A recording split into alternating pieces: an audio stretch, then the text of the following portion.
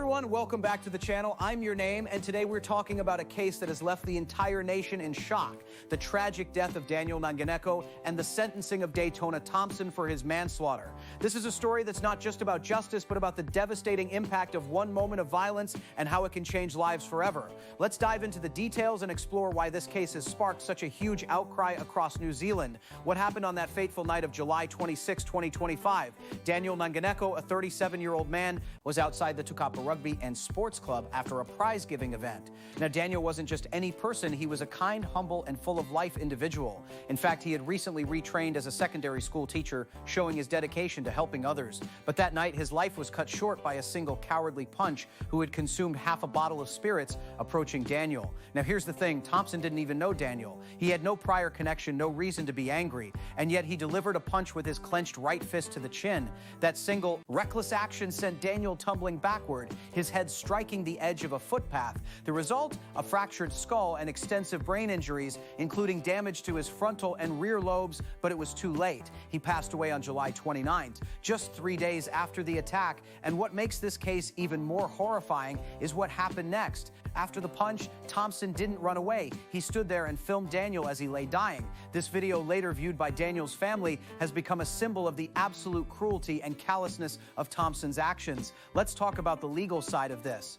The Crown Prosecutor, Sherry Clark, made a powerful statement during the trial. She called Thompson's act of filming a dying person one of the most horrific things a person could do, especially to the victim's whānau.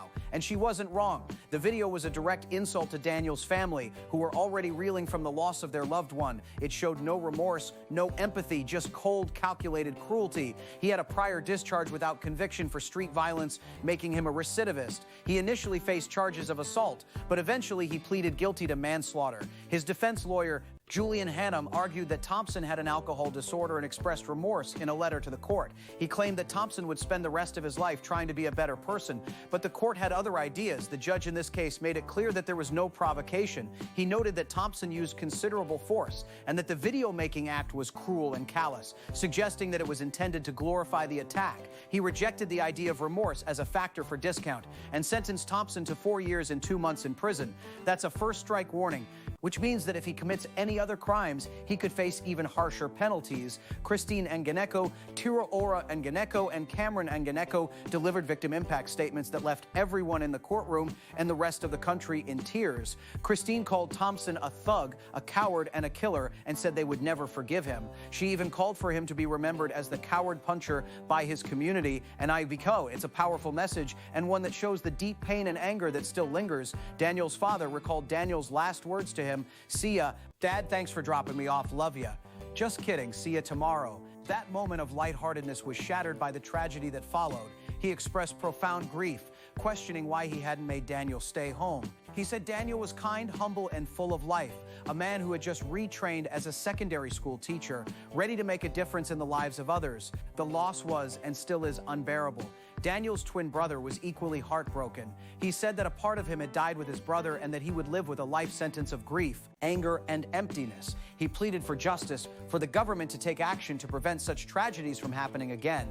And he wasn't alone. Hundreds of people marched to the High Court in support of Daniel, wearing shirts with his photo and advocating against coward punches and for new laws to criminalize one-punch violence, which has become increasingly prevalent in New Zealand. Tiraora, Daniel's father, even called for the government to fast-track legislation introducing tougher penalties for one-punch crimes. He said that Daniel's death must not be ignored and that such violence must end. And honestly, who can argue with that?